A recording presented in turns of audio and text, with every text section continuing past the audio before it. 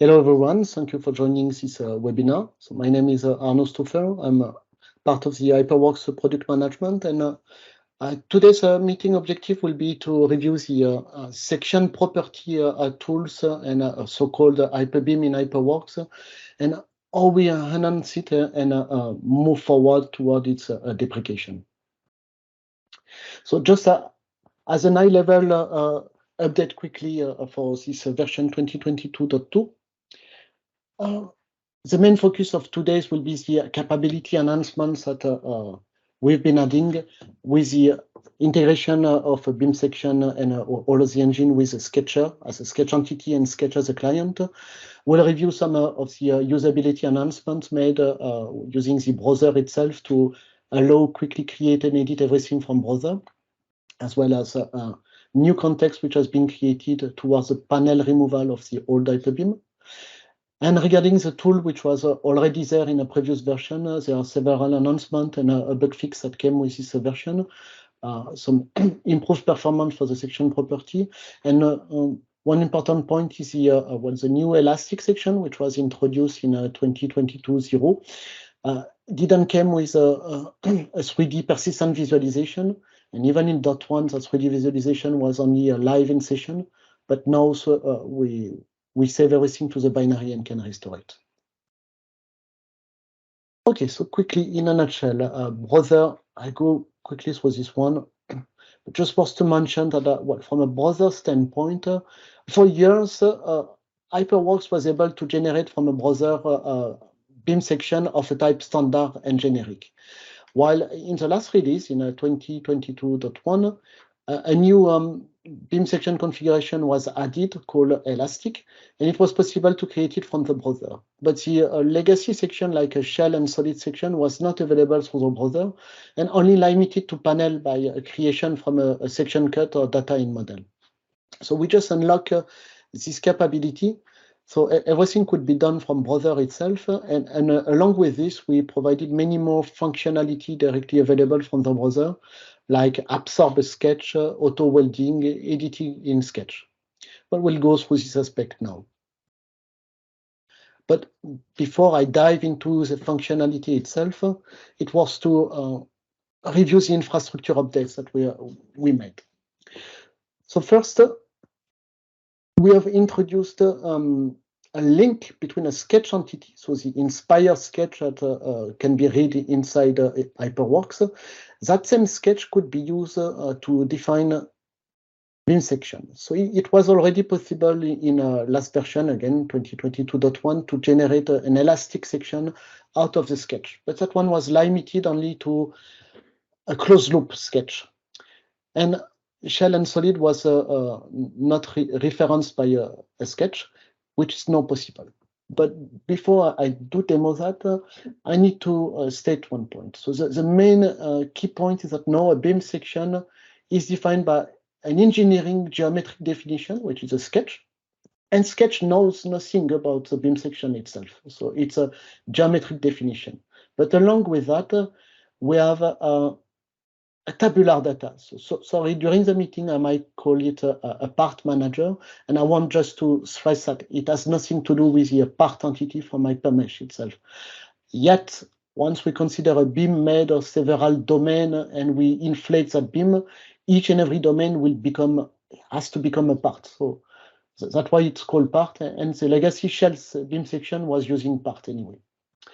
But the key point is that sketch, for instance, that we see on screen is made of 4 different domains. One hat, one plate, which are all of type shell, and 2 wells here. And each and every domain is a collection of unique ID lines. So once defined, it will remain the same whenever the sketch will be updated. And we can assign a size. And again, we'll see that depending on the type of a domain, size will stand for thicknesses or for mesh size. Once we define a link between a BIM section and a sketch, that a BIM section has to listen to that sketch. So there is 3 ways to update a BIM section, either by entering a sketch edit mode that we will see, then we can delete parts, add some part, or change the sketch itself. And the moment we enter that sketch edit mode, then a BIM section will not react automatically. So it will help us to change drastically a sketch without calling the engine at each and every change.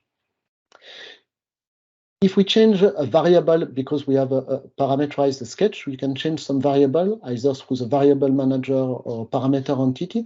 Then that one will lead to a live update till and until we are not inside the sketch edit mode, which again will freeze the signal. And the third part of the update could be changing the tabular data by changing a mesh size or thickness, which itself will lead to a live update.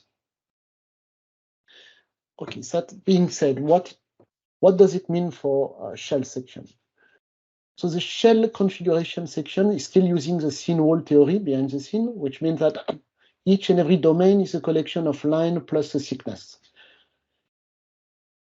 And then once we define a sketch, we will actually realize that sketch will be realized onto the legacy point, which by now we still allow in this version to to review a beam section inside Hyperbeam. But the moment a sketch is attached to a beam section, then that edit mode is disabled because that's the main driver, and we can't do any modification on the realization itself. But if we remove a sketch and reset it, then that realization will be kept. It will just be an orphan beam section like the legacy one, and then editing will be available in Hyperbeam. And just quickly, we'll review that there were a function called auto weld. That one for now just play on the realized entity, not on the sketch itself. So to say, whenever you will change that sketch parameter and so on, it will turn onto a new realization, and that weld has to be called again. But the best actually is to introduce the weld inside the sketch itself. So you can have the constraint manager and every facility of the sketch, and then they will be persistent. So when it comes with a solid realization, a solid has always been a 2D meshed section, so it needs to have some closed loop. So definitely, if we have a sketch where we do have at least one closed loop, so HyperMesh is able to create a surface, that will be a valid sketch for a solid. It's allowed to have some scratch, some lines outside of this, they will simply be ignored in this case. But worth to mention that the moment you have more than one domain, because by design, solid was a single domain, a single region. If you have more than one domain on your sketch, then if those closed loop are nested closed loop, then they will be understood as a whole. So Sketcher itself, I mean a sketch client here, doesn't show anything like a whole. So here we can see that we have many circles and each of them are domain. But we can understand them whenever we assign to a solid. We will understand them as a whole automatically, and a -1 on material is just a trick here. It stays at -1 and it's not editable, so it's just to let the user know that each and every circular will be holes here. So basically now, if I edit that one onto Hyperbeam, we can see the realized mesh for it. And as mentioned before, there was a size. So in this case, size is not thickness, but will be the mesh size used. Using 0 is a recommended one, is an auto mesh. If we want to change really and provide a numerical value, then that one will be the actual mesh size that will be used during the realization. So we can make the mesh coarser or finer. We just pay attention to the size of your section according to the mesh size used, because it might hamper the performance with a too fine a mesh. And dealing with the last configurations that we've been supporting, the elastic section, that one was introduced with a tool that we will see afterward called section property, in order to update beams by the result of a cut with a model. Would it be a solid, shells, and so on. That one internally consider everything as a solid, which means that whenever we were cutting surfaces or 2D mesh, we use a thickness assigned to it and inflate it, and it becomes a solid domain. So the main improvement now is that we have a concept of hybrid definition. You can have one part which is defined as a line, and it becomes automatically a shell domain, and we will assign a thickness to that shell domain. And if you have some closed loop, then it will be understood automatically as solid domain. then that size on the tabular data will be hybrid in this case. For solid domain, size will stand for the mesh size, while for a shell domain, size will stand for thicknesses. And again, I state that now we save the 3D visualization of this configuration with or without a sketch being assigned. So demonstration here, I have one beam section which is pointing of type shell pointing to a sketch. And since this one is used to a property, I just reset it to become an elastic section. I assign the same sketch and he recognized everything as a shell, but since the thickness was not correct, just by updating the tabular data, we can now have the part with a small gap, yet since it's elastic section, it calculates the torsion constant by contact. Now by entering the edit mode in Sketch, we can actually select one line and do an offset, which will turn a linear domain onto a solid here, basically, with this offset 5. And since it's an hybrid definition, I have to make sure that the original line will be removed. So now we change it to a construction line, so you won't have any duplicate domain at this location. So as you see, till we exit, nothing happened. And the moment we exit, then the beam section will react. So we recalculate the number of parts, and here we see that we have a solid part and a shell part. And again, now we can change the shell part thickness or the solid mesh size. Okay, so if we do have some legacy model, whenever you have some legacy model with existing beam section, we did provide an API to absorb those one. So we can absorb legacy beam section and it will actually create a sketch out of this legacy beam section. So for instance, in this example here, by absorbing it, it turns onto these polylines. We basically, for shell, because shell was the only one having the concept of a part, we inherit the part with name and the actual thicknesses of the original part. And this absorption is valid for both shell and solid. So here, using this example, I have an existing model which was made using the skeleton, and I have a collection of beam sections. So if I isolate this one, you can see the shape, and let's just review that one in the legacy tool, so Hyperbeam. So if I actually load this model inside Hyperbeam, and we try to edit that one, first we see that that's a collection of vertices and a straight segment, which was made of 3 different shell parts and let's say 4 weld with a thickness assigned. Okay. So it's technically possible to select all beam section and absorb all. Here we just select that one of interest, and we can absorb a sketch. Now, it has automatically created a sketch and infer the part from the legacy beam section. So now we can see the same parts name and same thicknesses. And from there, we can directly change the thickness of one of part, which the moment we proceed will trigger the engine and recalculate all of the section property. For instance, here, change to 1.8.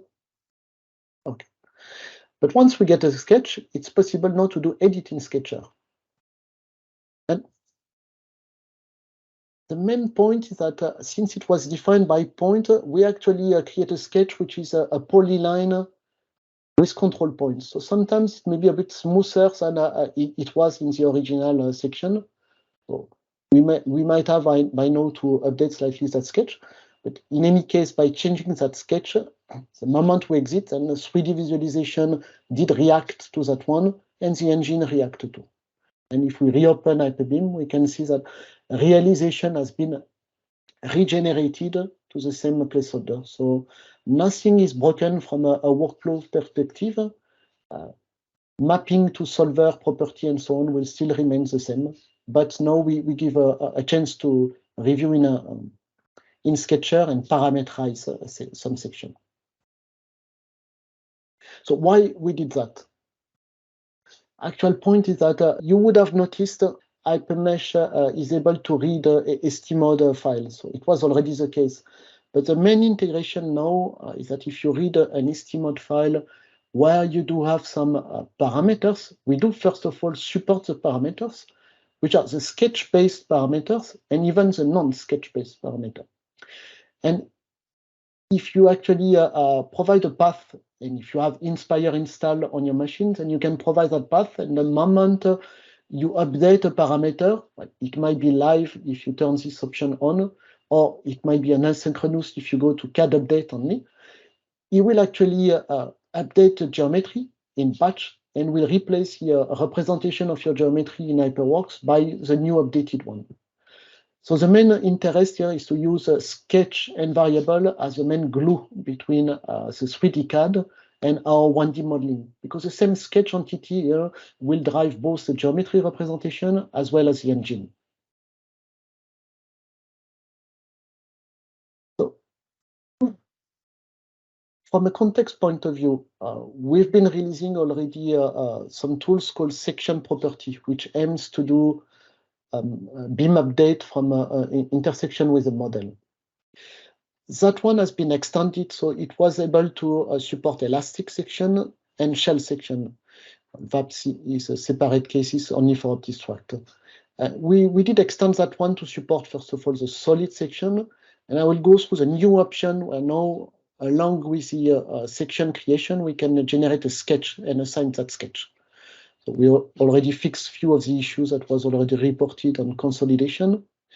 Yet, till now, I forget to mention that whatever I shown before is available for all configuration and for all solver profile. For that particular release, till .2, those contexts themselves are exposed only for OptiStruct and Mathro due to timing constraint for validation. But the next plan will be for next release to expose for each and every solver profile that actually support beam sections. So kind of announcement which was made, as mentioned, it's a small illustration of now the new solid section being added. And we used to have a direct update. Now, as we will see later on, we have one pull down, which is called update beam versus section cut or planar. And if I turn off here, in this case, the create sketch, just for sake of demonstration, using the 1D to be updated and that solid as a source. Here we are doing one cut per 1D in order to update the 1D at each and every location. So it has generated a bunch of a solid beam section as an orphan section. Yet those ones are valid for simulation, and they behave like the legacy solid section. If we simply undo this and turn on an option which is valid not only for solid, but for all the type we support, we can, along with this beam section, generate a sketch. And a good point is that now you have the same beam section, but it has a reference to a sketch with this tabular data, and we can edit each and every beam section on the sketch itself. And yeah, it's just a dummy update, but just to illustrate that by changing that sketch and escaping that sketch, you will have the engines that will be recalculated and 3D visualization of all beam referring to that section, which has been updated. Similarly, we do have a shell section. So I just want to demonstrate a similar behavior, except that here we have a complete workflow. In this case, we are able to actually update beam section from that section cut. That model is actually a model which has several parts, and let me expand this flange. If we see those parts, we have two different thicknesses, 10 and 15. 15 was for the web and 10 for the rest. And I just change each and every thicknesses here, just to random value. We can clearly see that the flange was increased during the 3D visualization. And since the engine has been recalculated, the offset is not valid anymore because shear center was moved. But now we reposition the shear center, and using the inflate tool, that was the main point, we can actually regenerate a new representation of that same shell mesh. So now in this new component here, I have a new mesh which represents the correct shape of the updated sections, and have the correct thickness which is assigned to it. So that's another way to reduce your model, change and optimize your model, and then regenerate the original representation of that model for more detailed analysis.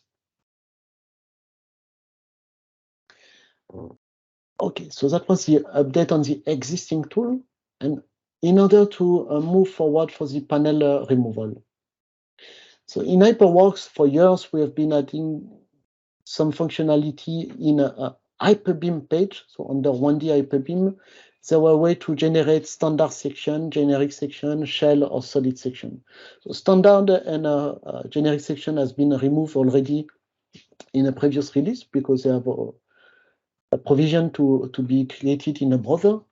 But shell and solid was the remaining tools. And shell and solid can be created from a planar entity, so planar lines, so planar 1D for shell, planar 2D for solids, or from a section cut on a model. And it has several options to update the beams. Sorry, to update the beam section, like changing, repositioning the origin, do some auto weld, or delete some unused. So I just mark with a color code here what is already ready to be removed because it's fully covered from other functionality or other context, like the delete unused directly have the context that delete each and every unused entity in the database. Others are covered by whatever I shown from the browser. And if those panels are still there in .2, it's because actually the limitation to time constraint was we validated all of the new context only for OptiStruct and Nastron. But for .3 release, we will have the QA validation for all profiles, so then that will end up, and we will be able to deprecate those panels.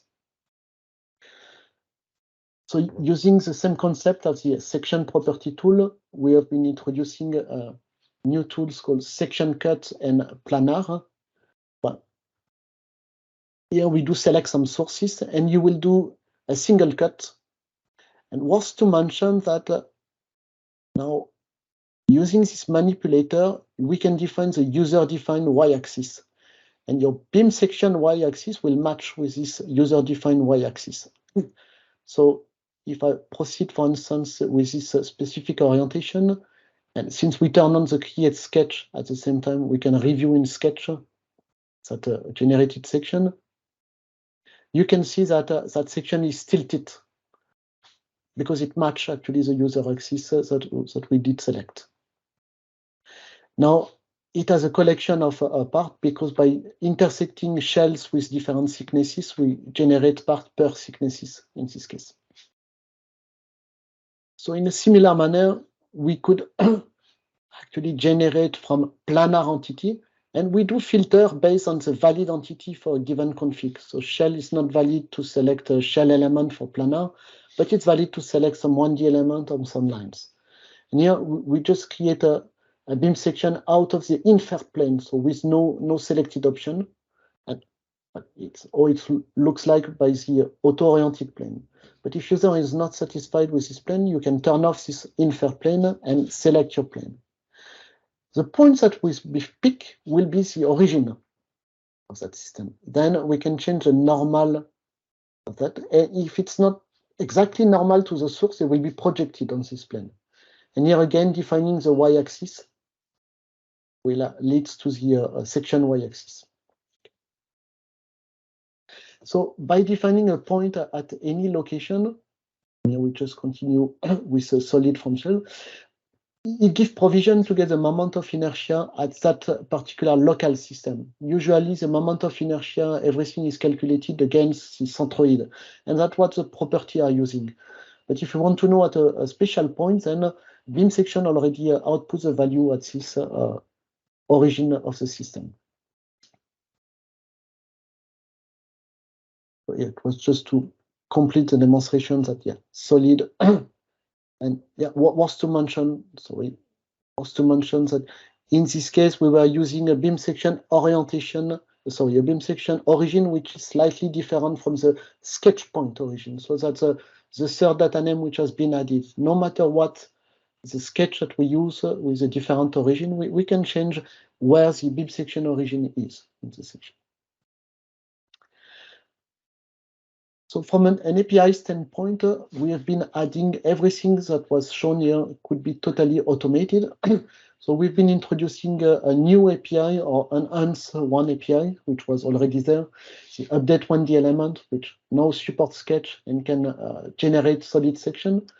And all of the Hyperbeam API, everything is consolidated under those two API, which is beam section create from section cut or beam section create from entities, where they have several options, including the ability to generate a sketch along with the beam section. And that third API is the one which could run from the browser directly, that will actually absorb a bunch of shell or solid beam section and generate a sketch and assign them to those beam section. Worth to mention that if a beam section already has a sketch, that one will have no effect, so you will not overwrite that sketch. So with that, that summed up the slide. Thank you.